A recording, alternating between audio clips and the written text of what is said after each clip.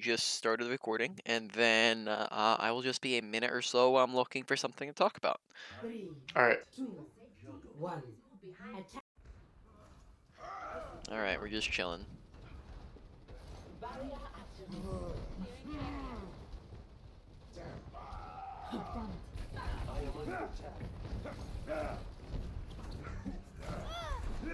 All right.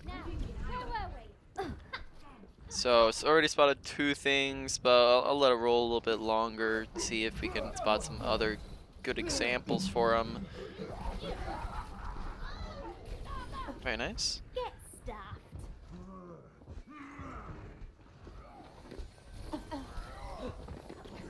Okay. That is part of awareness to make sure that whenever we get a kill, if they have a mercy, we want to make sure we're paying attention to the fact that they have a mercy. Team composition dictates play style, so the only time we ever really need to look at dead bodies is when they have a mercy, because otherwise there's nothing would need to do to look at a dead body for, right? But when they have a mercy, we want to be able to watch for the res, so we can look to stop it, and then that both stops the res, and then also we could probably get an extra kill out of it. So make sure we're trying to be aware of that. Yeah. Contact. Okay. Back in the fight. There. Maybe like back out a little bit early when there wasn't really a reason to. It's possible you thought that like Far would shoot at us, but um, maybe turning to look at her might give us some additional, or maybe we thought we were lower or something of that sort. But there wasn't really a big need to back up yet because Far wasn't looking at us, and we probably could have finished off the Mercy had we stayed for an extra clip or so. Because Far never actually ended Back in up the turning around to look at us in that situation, so that could have ended up securing a kill. Yeah. I think it was like 120 there. I think I was a little bit worried about getting direct hit or some shit like that. Yeah. Much better. So. Brilliant. So in that case, it's just making sure that you're angling your camera towards her so you know where she's at and what she's doing, and is she looking at you, if she's not, because that's the all the difference maker right there, right? Is she Yeah. looking at us, is she not looking at us, right? On whether or not you back up. If she's looking at you, then I would be worried as well, right? Then if she's looking at you, then that's a situation where you should probably be looking to back up.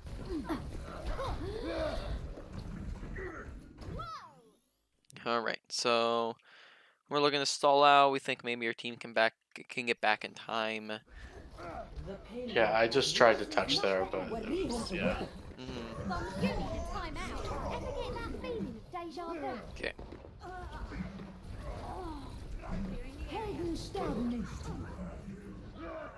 Yeah.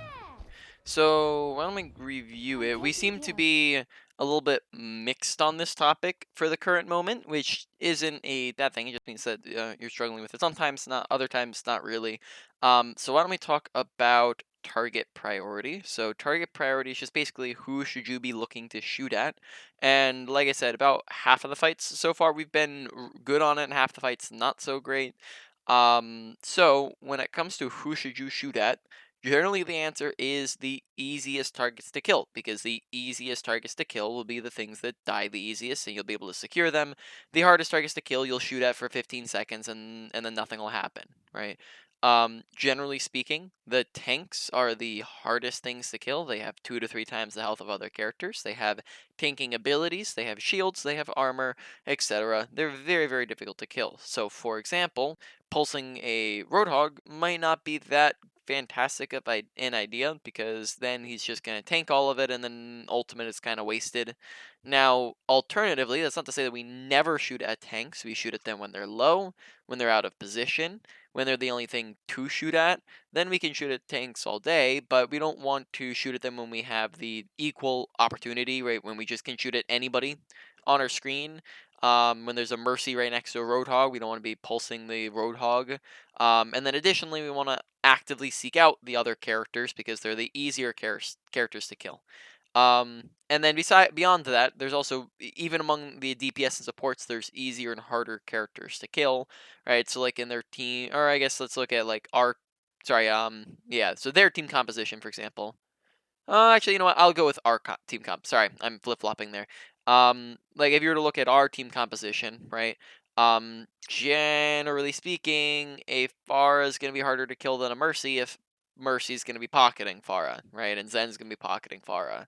And Pharah maybe has, more damage to kill you with. Right? That sort of idea. So Mercy might want to be the first kill over Pharah.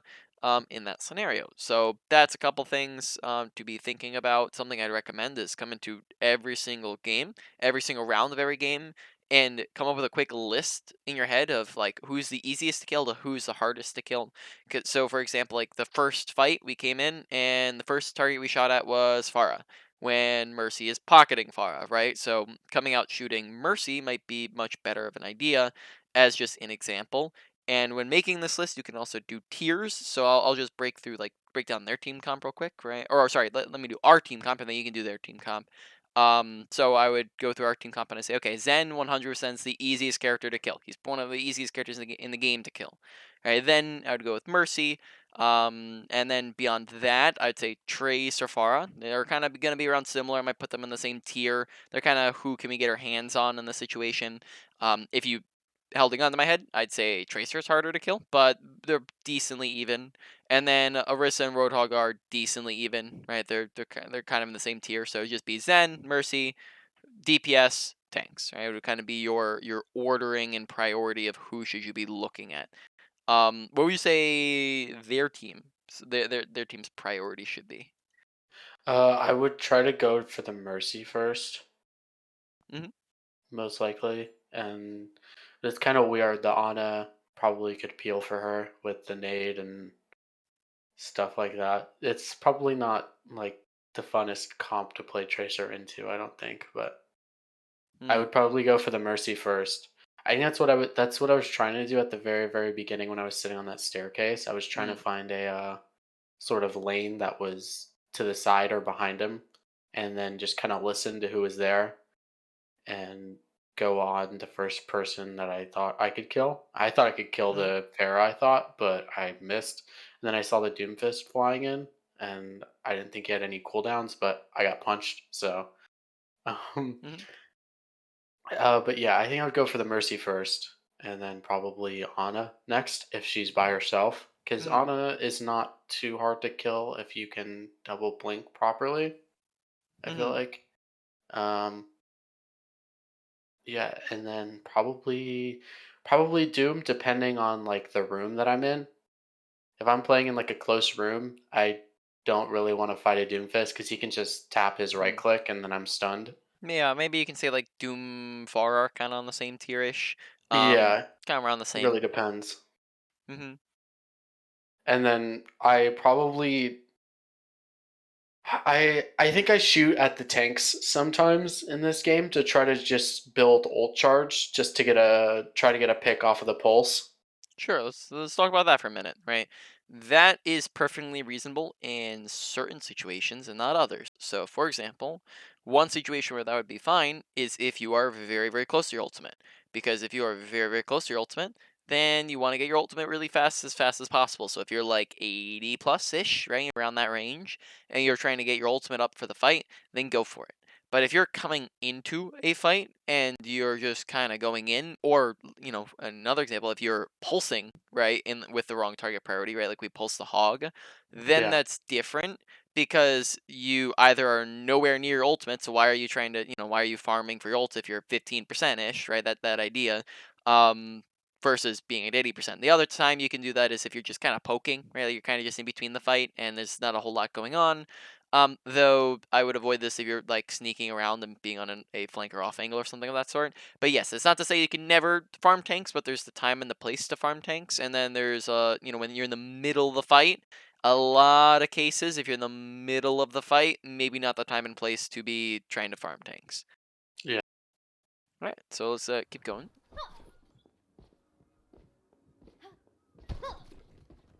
So like here, and if you just put some bullets in the hog, I wouldn't have a problem with that at all, because you're in between fights. There's not a whole lot else going on here. Yeah, very nice. I heard Blinks to him. dodge it. Yeah. Yeah. So I pre-blinked there.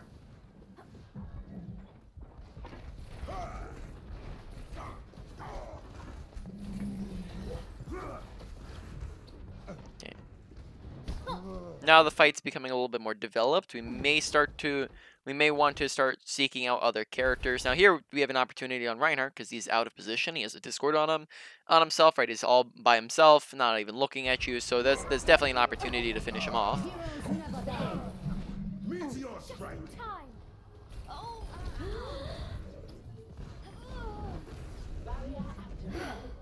The die to the Pharah, so I backed off there and didn't go for the kill on the Mercy. Okay. So here, Farah's looking at us. Yeah.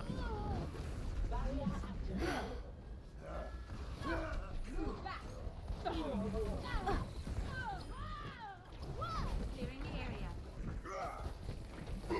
Enemy seen. We still need you. Time's up.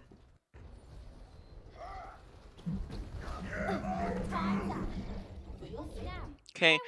where were we? Typically when pulsing, I think you kind of got it on the first one, but typically when you're pulsing, you're going to want to go in and be right up on top of them because when you're pulsing, right, there's a very big difference between being right up on top of them where they cover your entire screen versus being very far away from them, right? So you can kind of see this difference here if I demonstrate it. If I'm chucking in a pulse from all the way back here, look at all of this mistake range that I could possibly hit, right? There's this giant radius right here where I could miss it. Now, if I'm right here on somebody, that's almost hard to miss, right? It's almost it'd be a skill if you or not really like it'd be almost difficult to miss it unless you go for a random flick to the side, right?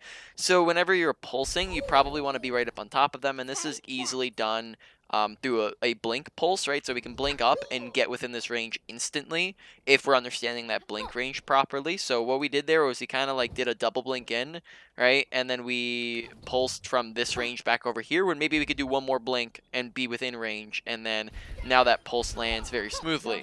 So usually I'd recommend against a Colby pulse, unless you have like a fantastic opportunity for it. Like, maybe you have a grab or something like that that you can get it into. You just have to maybe rush it slightly. So that it's not an end all be all, but usually you want to be on top of them when pulsing. That sort of idea. Yeah, I was waiting. I don't know why I did that, but I was waiting for the Ana to move because I didn't want to use my like very last blink. I'm not sure why, but that's what my thought process was there. I didn't want to use my last blink.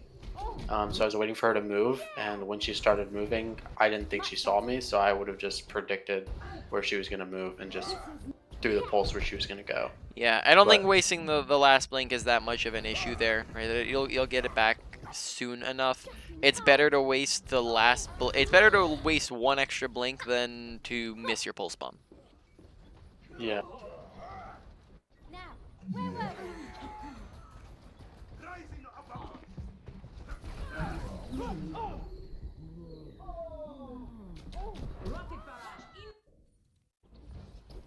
Okay. Watch standing still, because I think we stand still here. If I'm not mistaken, so we kind of stand still there. Be careful about that, because then that ends up getting, leading to you getting slept. Okay, we're coming into the next fight. Okay, I like that you're very consistently going on these off angles and flanks. It's a really good idea. Okay. Notice how we're kind of locking into Hog a little bit there in that fight.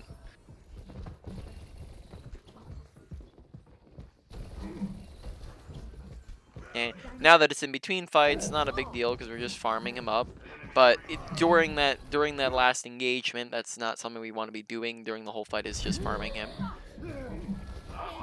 And once again, we do attempt to pulse Hog, which he has 600 health. Pulse Bomb does 300 damage, so that doesn't really equal out too much. We're only doing half of his health if we do pulse him. Now, if he's low, go for it. If he's inside of his entire team, go for it. If you have seen other opportunity, go for it. But with no opportunity in that situation, Pulse Bomb just ends up getting wasted. So note that now that is Pulse Bomb number 3 so far.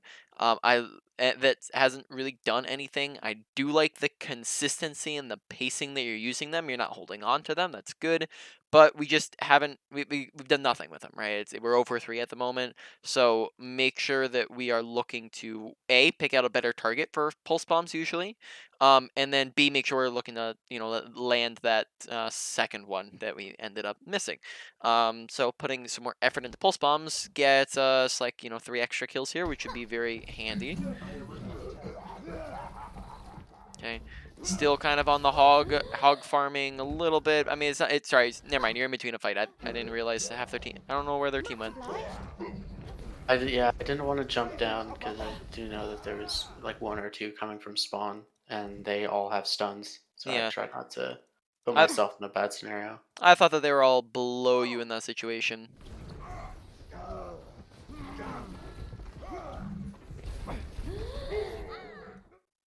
I didn't expect him to hit 4 full shots on me right there. I should have recalled. Yeah. Yeah. In this situation, can you do you maybe see a beside let's say aside from the lack of recall, um maybe see another issue or that led to the death? I think I moved linearly. Yeah. Yeah, I would definitely agree with that statement. It was very literally, however you pronounce that. Right, you're kind of just moving a straight line, and then therefore he's very easily able to track you and shoot you. We're also not using blinks, which could probably help as well if we're blinking around to make ourselves harder to hit. So we kind of just walk into his shots. Um, yeah, so I definitely recommend moving around a bit more. So when it comes to movement. Right, this kind of got back into that standing still thing as well. You generally want to 80 strafe, and there's different ways to 80 strafe correctly and wrongly. Right, you generally speaking don't want to stand still. Don't stand still, but you also don't want to walk forwards and backwards because then this does pretty much nothing. If you look at my perspective to their perspective, we're basically not moving off of their screen, right, or their crosshair.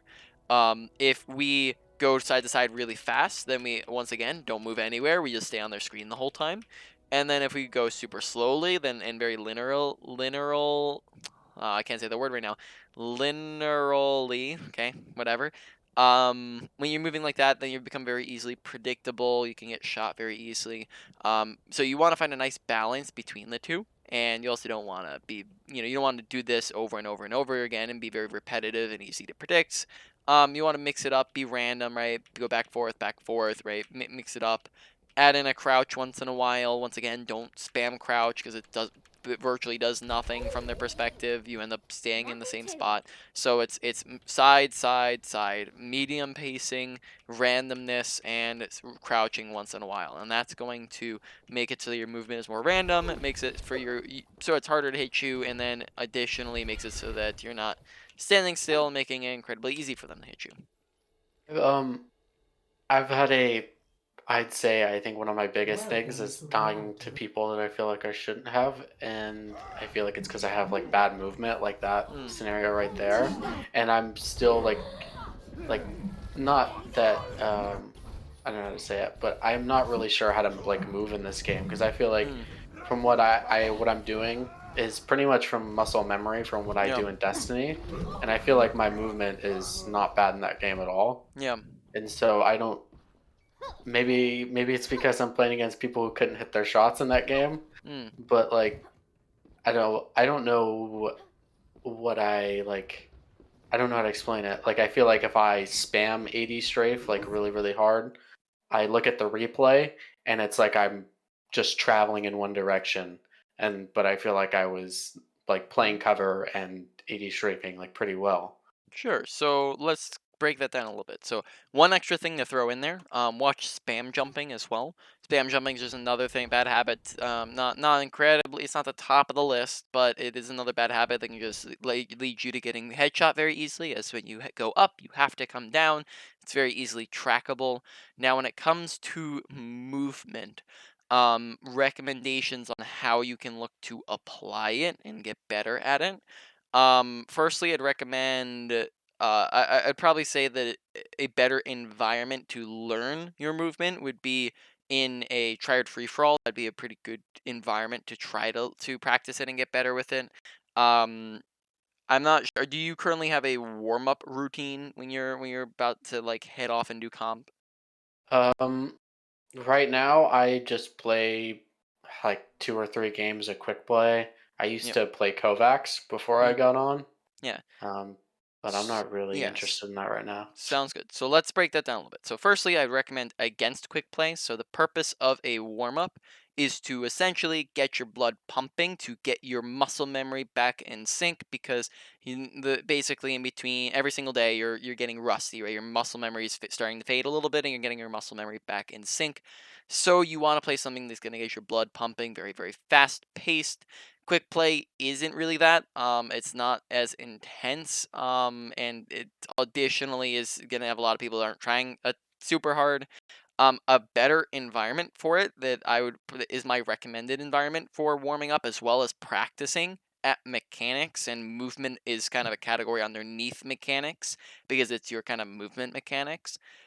Is try hard free for alls, and you can do this when you are in queue for a game, or even just like you can go and hop in one. Typically, these are almost always up and running in custom games, and you can go hop in one, and there's no teammates to worry about. There's no objectives to worry about. It's just you and your individual duels and your shooting mechanics, and then also your movement mechanics. This is a wonderful environment for working on your movement because you don't have a dozen other things fighting for your attention. There's less things to worry about while still having to dodge shots and whatnot. So that might be an easier environment to intentionally practice at your movement with.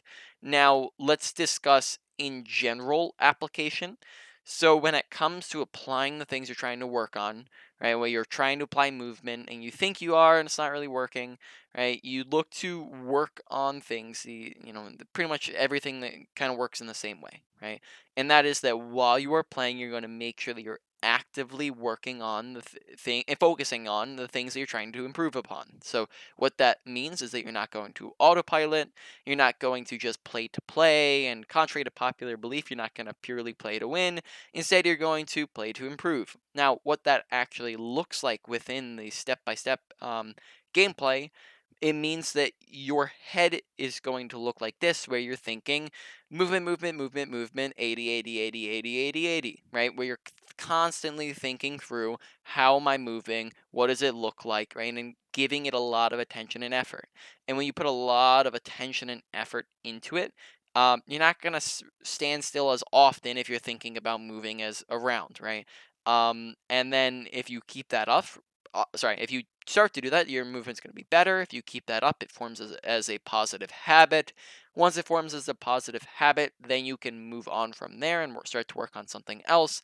Another thing I'd recommend is don't try to do everything all at once because then that gets overwhelming. It's just too much. So focus in on one category of things or 1 to 3 smaller things within a category to work on. So I just babbled on for a little bit there. Do you have any questions on any of that? Does that all make sense?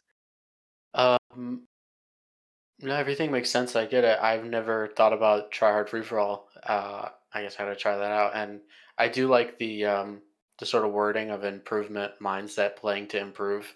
Because I think about that a lot, playing to improve rather than playing for comp points and comp wins or whatever. Because that's what I Mm-hmm. used to do, and I used to like severely like not enjoy the game when I played like that. Yep. Mm-hmm. But I enjoy the game a lot more, and I I'm not very good right now, but I can notice myself getting better day by day, like playing with that Mm. mindset compared to when I stopped playing. Yeah. Mm-hmm. For your safety, please move behind the barrier. I was trying to bait out his cooldowns right there to get him as Yeah. a free pick right there, but my soldier died, so I don't I don't know if it was worth it. But that Yeah. was my intentions there, is to get him to feed and then clean him up. Mm. So in this situation, it may be more efficient if you were to. I'm trying to think. Um, if I'm in this situation and I'm dueling him, it may be more beneficial to just flat up dodge him or to kind of work around him. So, for example, if you're standing right here, right, For and your he's safety, punching at you please very, move very behind the slowly, barrier. right? Um, you can keep your distance from him because all of his abilities require kind of a charge up period, right? So he's not going to be able to instantly get to you with anything. His punch, he has to charge it up to be able to shoot at you, in which time you've just shredded through his head. If you keep your distance, especially if you're right next to him, then he can kind of tap you with it. But if you're sitting a little bit farther away, you can kind of look to stay outside of his range of it. He charges it up, and then it's not an instant here to there. It's kind of like a projectile, so you can also dodge it very quickly just by blinking away. Additionally, if he tries to slam you again, that's very slow. You can try to dodge it. So pretty much, if we just were to play this, like if we just approach this duel and just stay here, well, then we don't need to waste all 3 blinks. We can finish him off a lot sooner, and he really can't touch us because he tries to punch us, and then boom, we just we blink to the side, we blink backwards, right? We mow through his head while he's standing still, charging up the punch, right? That sort of idea. So here we're actually it's actually bad for us because we are blinking within his range. If he were to turn around here, right, he might have been able to punch you. We also end up wasting all of our blinks. So, and then all the meanwhile, we're not actually able to finish him off in a timely manner. So all of which would definitely help if we were to approach it like that. Does that make sense? Yeah, it's definitely not as efficient. Yeah. You've got what's coming to So you. just a little bit more of like a wraparound, and then like you saw in that time, he and our soldier end up dying. Right. So here we end up dropping. You've got what's Um, coming to you. So in this situation, we end up dropping maybe unnecessarily. If we were peeking over this edge and we're kind of looking, we might not even need to immediately drop from this high ground to even shoot at their supports, right? Noting we haven't really been shooting at their supports a ton. Like we identified Mercy Ana as like the number 1, 2 easiest targets to kill. Yeah, we haven't really been looking at them a lot this game. We shot at Mercy. We probably shot at Mercy maybe like kind of around the middle. Ana we've like almost never shot at, right? Like Ana's just not even been on our radar very much. Mercy shot at a little bit. So making sure we're keeping our eye out and watching for them because we're on the angle, right? We're on the off angle. This is good. I like the positioning you're putting yourselves in because you're up here on this kind of flank angle and you're able to get to their supports very easily, which is great. I don't have to teach you that. That's stuff that I would teach. But the problem is that we're not using our eyes and actually looking to try to find them and actively search for them. So make sure you're actively searching for them. Here, as soon as you see McCree, it might be more beneficial to recall back up to high ground than try to take the duel with him because of the fact that once we blink here, we're already down 2 blinks and we're kind of putting ourselves very out in the open. We don't have any cover to work with. Um, and then he's also being pocketed by Mercy. Generally speaking, don't take duels where you're at a disadvantage. You can take duels where you're even or above, right? So if it's just you 1v1 against McCree, you have all your abilities and everything's fine, take the duel, right? And then advantages versus disadvantages would be things like, is it a 2v1? How much health do you both have? Who has more abilities? Who has an ultimate, right? Who has the jump, the surprise advantage, right? Those sort of things can be advantages or disadvantages. Here we are at a disadvantage because we're down 2 blinks, and then also the big one is it's a 2v1, right? So instantly recalling out here would probably be more beneficial than trying to prolong this duel. Yeah, I don't think I had enough information there to say that I should have jumped down. I definitely could have stayed Yep. up top there and waited like a second Yeah. and probably killed that Mercy, I think. Yep, that definitely that's the kind of that first step there because we kind of jump before we're looking, right? Before a lot of times you don't really want to make the blind plays, right? Imagine like Yeah. kind of pulse bombing nothing, just pulse bombing around the corner without knowing who the heck is there, right? Hmm. In a lot of cases that just might end up with a pulse bomb on the floor. Now, if you're like keeping like really good audio awareness, maybe that can help there in that situation because maybe you hear the McCree as well. So McCree's like sitting right there if you're kind of keeping your ears open, but it's a little bit rushed.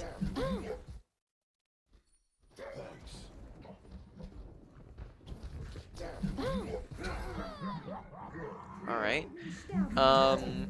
So in that situation, kind of just want to make sure we're just kind of watching and listening. Not sure if we can hear him at all there.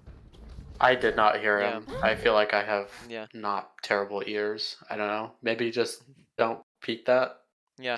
I don't I know. think part of that is that we kind of blinked into it because we adding that extra blink in means that we're firstly just kind of wasting an ability. Secondly, that means that we're kind of jumping once again, kind of jumping into territory without exploring it yet. We're kind of going in blind a little bit. This one I would say isn't as big of a like on you thing. But a lot of the other deaths were more easily preventable. Mhm.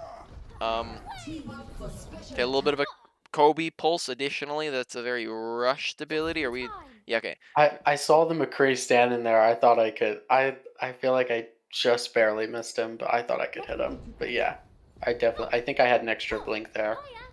Yeah. So maybe we can rewatch that.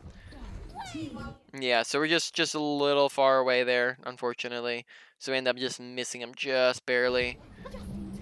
Tactical visor activated. is approaching its So destination. yeah. Very nice. Oh, we I think are going to walk through survivability. So survivability. Firstly, let's just count. Like we're gonna go real and get a little bit in depth here, real quick.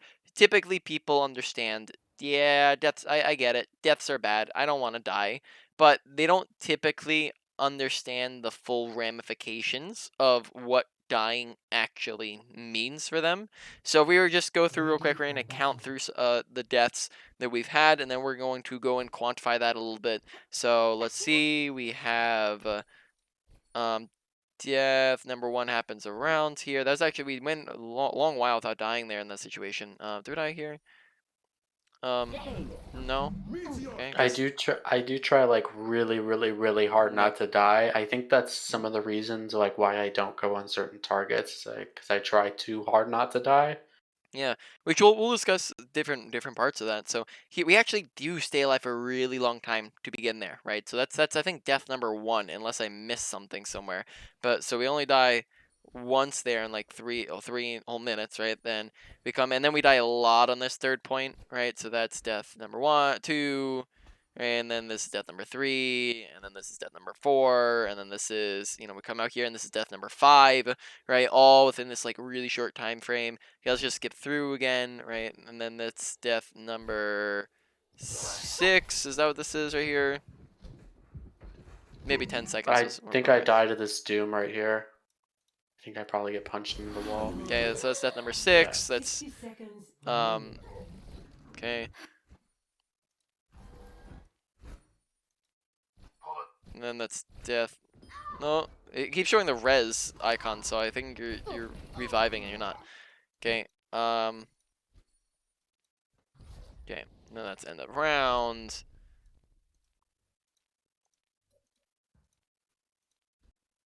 Okay.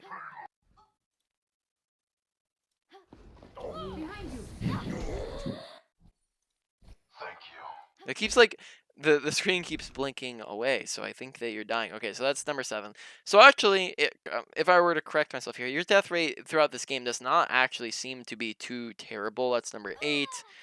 Um, I would I say, think what it is when like everything stagnates. I don't I think I try to go for things a little bit too hard. I think get a little bit overly aggressive. Like in that room where I died to the McCree and the Ana. I don't think I had to go in there and fight them both like that. mm, And I think the same thing with that hog there when he was hiding. I blinked up and I invested like resources and stuff when I probably shouldn't have. yeah. So here we end up dying 11 times this game, which for a in a let's say 16-minute game probably isn't too shabby, but it's still we'll still discuss it because I think that some of the deaths are easily preventable. So When it comes to dying, right, couple different topics, right? Firstly, quantity of deaths. When you die, it is 10 seconds of respawn, but then it's also 10 seconds of walk back approximately, which means that every single death is approximately 20 seconds of time that you are doing absolutely nothing. So if we were to quantify that for what the game that we were just in, and we died 11 times, then that means that in total we would have been pretty much out of the game doing absolutely nothing for 3 minutes and 40 seconds, which is a lot of time to be doing nothing because that's time that we could be getting pretty much like 3 pulse bombs, right? Yeah, And a lot of kills and a lot of damage. And then additionally, also have to note that we're not just doing nothing. It's a negative. It's not just a lack of impact. It's a negative impact because our team is more likely to lose that fight because we're dead, right? Um, and which get charge. yeah, you give him that one's not as bad because you're only a tracer, right? But it's mainly the fact that you're putting your team at a disadvantage, so they're more likely to lose the fight. That's kind of your impact on losing the fight. Now, not all deaths are created equal, because not every death is preventable. Most of them will have something you can prevent, which we'll talk about in a second. But not every death is preventable. And then additionally, when you're dying like first, second, third, that's a little bit different than dying like fourth, fifth, or sixth, because a lot of times when you're dying first, well, then that means that you're the cause for the lost fight. If you're dying last, then that might mean that the fight is already lost at that point, and it might even be a good idea to die at that point. So let's talk about some of the reasons and looking to prevent deaths, because I think a lot of deaths are kind of easily preventable. So when it comes to dying, four main primary reasons that people die are poor positioning, a lack of awareness, overaggression, and a misuse of abilities. Now, another one you could also maybe add in there is another tiny category is movement, which we've seen. So we died twice to movement, right? We died to the sleep, and then we died to the. We additionally we died because we were moving in a straight line, right? This one right here, we end up dying because this right here is a misuse of abilities along with an overaggression. What's maybe wrong if you're looking at abilities real quick? Uh, no blinks and no recall. Yeah, and we're going in being aggressive even though we don't have those, right? So that's a Yeah, misuse of abilities, and that's very easily preventable. This death therefore becomes very easily preventable if we see, oh snap, I don't have abilities. Let me just not go in, right? yeah, Um, that sort of idea, and then in fact you're even winning this fight, so there's no rush or force to go in anyways.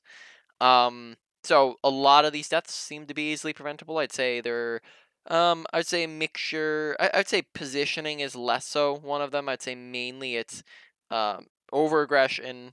We saw one misuse of abilities here, and then also the mechanics and those are kind of a couple of those. So when you're going through your gameplay, keep your eye on those in specific, and make sure you're looking to stay alive because a lot of these deaths you can prevent if we're not doing something like this or standing still, right? Which, if you go back and look on, kind of seem a little bit stupid in the moment, right? If we just kind of stand still and let them shoot us, or we go in without any blinks or recall, right? yeah. I do have a. I think I do have a habit of when I'm standing on high ground and I don't think anyone can see me. I just stand still because it makes everything like 10 times easier to hit. Yeah. Um, Mm, I think I probably could have just looked and saw the Anna, and I probably mm. didn't have to stand still. But I think one of the reasons why I do that is because I usually do get value out of like standing still on high ground when I don't think anyone can see me. Yeah, which that's not that. It's really just the really knowing if they can see you versus just guessing if they can see you, right? Yeah, And that was then a guess. yeah, and then that gets into once again awareness. So maybe angling your screen lower down so you can actually see their team, keeping your eyes open and watching and being aware. Because if you're not paying attention to your surroundings and you're being over aggressive and or standing still, then that's a big issue, right? So being aware of your surroundings is definitely important in that situation. Yeah, I didn't think right there that they would see me just because sometimes some of these guys are kind of like oblivious, or a lot of the people that I play against are kind of oblivious to like me just like standing behind them. So I probably could have just looked down and probably not died. Um, So in general, I'd clash with that opinion. So I would say when you're playing the game, just because a mistake is not punished doesn't mean it's not a mistake, because Yeah, you're looking to improve, you're looking to climb, you're looking to get better. If you were to go up against somebody who is 100 SR up, 200 SR up, right, 300 SR up, they will not be as oblivious, right? That's just a factual statement. People up at higher ranks will not be nearly as oblivious. They will have better awareness. So therefore, they will punish you on being, making a mistake like that, and then therefore you probably don't want to do it, because if you're trying to hang with somebody who's 200 SR higher and you're doing that constantly, you're making that same mistake, well then they're going to punish you on it and then you're going to die, right? So you're not going to be able to hang with that higher crowd, and then that means that therefore that's an area that you're not improving upon. So play as if you're playing against the higher elo, and don't make bad decisions just because you can get away with said bad decision. yeah. No, 100%. Enemy contact. I shouldn't be jumping right there. I just noticed that. I do like really keep a focus on not jumping, I think, but Yeah. that was I could have died to that hook right there, I think.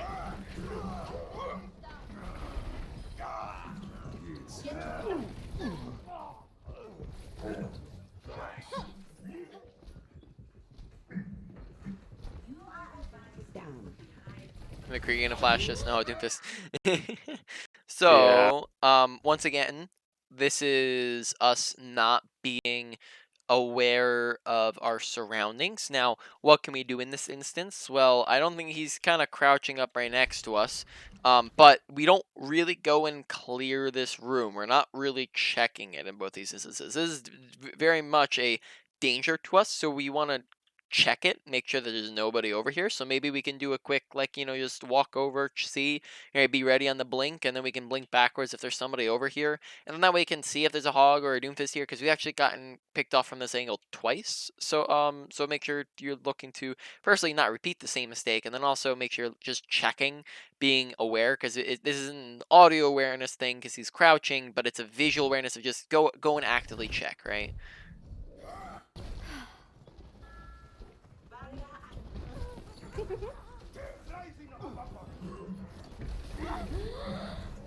I could use some healing. Wait for it. Okay, a little bit of a Kobe once again, right? I could Yeah. use some Go healing. get in on top of it. Just drop on their heads, right? If we do one extra blink and drop, then we're basically almost on top of their heads, right? And we also give them time for the pulse to pull them all, or the pull to pull them all in, right? So if we had gone for a blink there, then we could pretty much be, right here as we're dropping, and then that's a perfect like 2-man pulse, right? So just looking to get in close. Let's try that again. Yeah.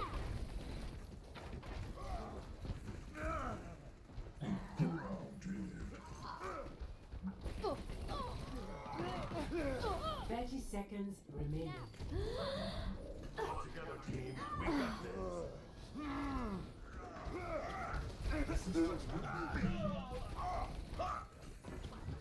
I think right here I started to play more passive and wait for them to like use abilities and invest before I like win it. Tactical visor I think. activated. Yeah, I it's don't. when it I comes to yeah, go ahead. I think I started doing that on defense like right here, but I'm not sure if this is when.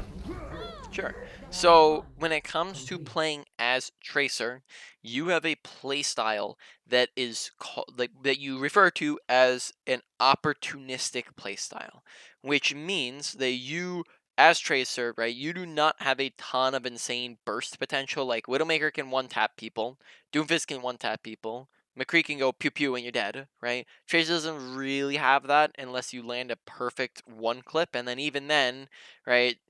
That's not going to work on every character. They have a lot of things that can block that, etc. Right? It's not a ton of insane burst potential, so therefore her playstyle is not the same as those other characters. So, but what she excels at is finding and capitalizing on opportunities. So somebody's off on their own, let me go duel them. She's an insane duelist, right? Somebody's low HP, she has insane mobility and she's able to blink in, right, and finish off because her gun is very easy to land in comparison to a Widowmaker headshot, right? So she Mhm. excels at finishing off and capitalizing on opportunities, right? And another opportunity could be getting pulse bomb, right? Now, in between said opportunities, you don't want to just be sprinting into their team, right? That's not how it works, and that's maybe what you're getting at a little bit here is that we were playing too aggressive before, and then we started to play a little bit more for the opportunities, letting the fight dwell a little, happen a little bit more.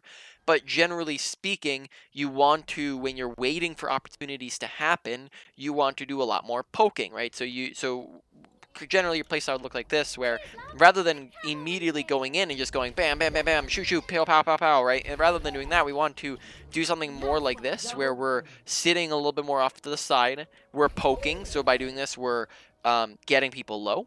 So that means that we could even create an opportunity by ourselves. We're charging up ult charge, which once again can create an opportunity for us. We're creating a distraction, so that's being a disruptor and helping our team out because we're confusing the enemy team, making a crossfire effect.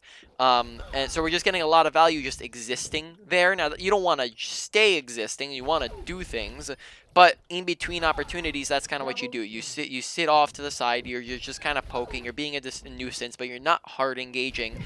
And then when you see those opportunities, oh, I pulse bomb, now let me hard engage. Okay, I go in, and then I pulse, right? This person's 1 HP, now let me go in and get super aggressive, right? This person's off on their own, now let me just go in. So that's kind of what your playstyle wants to look like, whereas maybe in kind of what you were saying, right? When we were dying, we were kind of trying to force something to happen, right? We're trying to go in and we're trying to make something happen, but that's not really how Tracer operates as a character. And then it was actually after we waited for we're playing passive and waiting for something to happen. That's when things actually started going our way and we didn't die all the time, right? So does that make sense in terms of just kind of how your playstyle should look and operate? Yeah, I think I had that sort of idea. I'm still like kind of learning the timings of it and stuff like that. I watched a video by this guy called A10, who plays Tracer, and he talked about just playing passive, waiting for the people to engage and then go in. And I'm still kind of learning to do that, and I'm still like kind of learning what to do like in between those moments where it's like waiting for people to invest, because I think sometimes I kind of just sit and hide and then wait for the fight to start and then I go in, and I sometimes I feel like I could be doing more or I could create more opportunities. Yeah, sitting and hiding is kind of situational. Really, you'd only want to do it is if you're in a like really good spot that you don't want to reveal, or maybe you have like a pulse bomb or something like that already. But otherwise, you could probably be getting ult charge if you're poking, being a distraction. But you do want to be careful because if you're just going in for no reason, then you could just end up forcing yourself out of your position too early in the fight, right? Which is something you don't want to do. But yeah, generally speaking, at what phase of the fight do you see, I guess, like, if you were to break down the fight, right, you have in between fight, you have a start of fight, you have mid fight, you have late fight, right? Um, if you were to break that down, where do you see the most opportunities and where do you see the least opportunities, generally speaking? I would say like right sort of in between at start and mid fight, like between that when people are like using abilities and stuff, because that's usually the main thing that causes problems for me as Tracer is abilities. So I usually try to wait for like a McCree stun or the Doomfist punch or the Honest Leap Dart or something like that. Yeah. So, to clarify, like kind of what I was saying before, do note that typically it's near the beginning of the fight or in between fights that you're going to have the least amount of opportunities, right? Because nothing's really happening yet. They have all their abilities. They're all grouped up. If you go in and as the fight is starting or like before the fight is started, then it's just kind of like a 1v6. It's not going to work out too well for you. They can pressure you out immediately and then you're done, right? But if you wait for the fight to develop a little bit more, there's more opportunities, as well as the fact that there'll be more spread apart on and distracted. They'll have more things going on. So just note that when it comes to the timing, it's usually the start and in between that they're gonna have the most trouble, and you want to be more passive. And then it's more towards the middle of the fight and the end of the fight. That's where you're going to see a lot more opportunities, so you can play more aggressive with. I feel like you just had a question that I forgot that you asked. Did you have a question there? Um, it's just one of the things is it's sort of like I'm kind of learning the timings.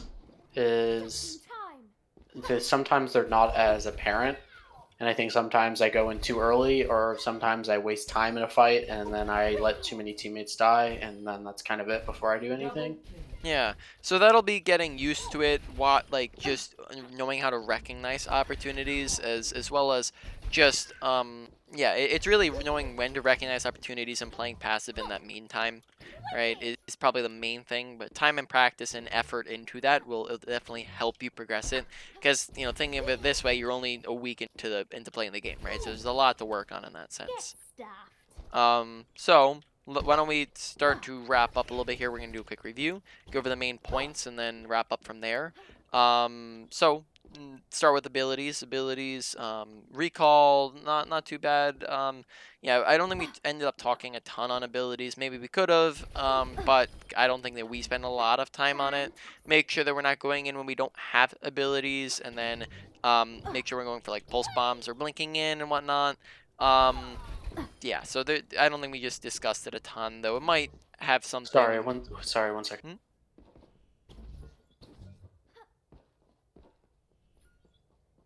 Okay, sorry. Go ahead. Sure. So yeah, I just don't think we discussed it very much. So overall, I'd probably put it at a low to medium priority for you to work on. Then your ultimate usage, that one, I don't think we did anything with in the last game that I saw. We threw out like 4 of them, and we didn't. I think we missed 1, 2 of them, and then the other 2 we pulsed Roadhog, right, and then they didn't die. So, make sure we're not Kobeing our pulses. Make sure that we're putting effort and thought into our pulsing because it's just gonna get you a lot more kills. And then additionally, on top of that, make sure that we are looking for better targets within that. Now, Tracer Pulse Bomb isn't the most massive ultimate, so therefore this probably still goes to like a medium priority for you to work on. Then moving on to mechanics. Mechanics, make sure that you are keeping in mind good target priority, right? Easy targets to kill, not hard targets to kill. We spent the entire game pretty much shooting at Roadhog, right? It was like probably a good like 60% of the game was Roadhog, and then we spent, you know, another good 20, I guess maybe not 60, 50% of the game Roadhog, maybe another 20% on the Doomfist, who was, you know, decently high up on that list. Not a lot of time on Mercy, not a lot of time on Ana, and we designated those guys as the easier characters, right? So definitely work on target priority, look to actively seek them out, go for them when they're an opportunity, pulse bomb them, etc. Moving on within that, let's see. I don't think that we discussed much else when it comes to mechanics. Practice movement here, right? Make sure you're not doing it too fast. Don't do it too slow. Don't move linearly. Make sure that you're adding in crouches once in a while. Be random with it. Practice mechanics in general. A good place to practice that and warm up is try out free for all. And then just make sure you're not standing still and you're also not walking in straight lines, because then that means that you will have better movement and not die. Overall, this category probably goes to, maybe it's kind of in between a high end of a medium and a low end of a medium high, kind of on the edge there. Moving on, positioning. We honestly did not talk too much about. I think you generally did good. You were kind of on those off angles, doing and taking those flanks, which I thought was really good. Make sure you're using cover. Good positioning is usage of cover. Bad positioning is the absence of cover. Besides that, I don't think that there's honestly a ton we talked about within positioning. Low to medium, somewhere within that. And then finally, awareness. Awareness, make sure you're paying attention to your screen. Where is your team at? Where is the enemy team at? What are you guys up to? What are they up to? Make sure that you're checking your angles. So just, you know, if we're coming up here on the high ground and there's a good chance somebody might be in this room, go and check the room real quick. Give it a quick sweep, right? Rather than just letting that room exist unchecked. Additionally, just pay attention to generally what's going on around you, keeping your eyes open, watch how team comps dictate your playstyle, keep your eye on tab and whatnot. And then overall, this category probably went up to a higher end of a medium. Yeah, so higher end of a medium there.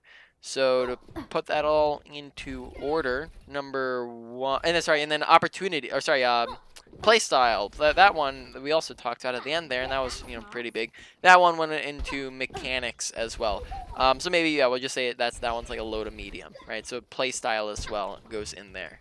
So Uh, hmm? sorry. Do you have this? Do you have this on notes? I will be taking notes. I mean, I did Okay. not have them during while we were doing it, but I will be getting you notes after we're done here. Okay. Thank you. Yep. So to put that all in order, number one will be, let's see. Number one is going to be your mechanics. Number two is Looks going like to you be need a timeout. your awareness. Number three is going to be your ult usage. Four, ability usage. Five, positioning.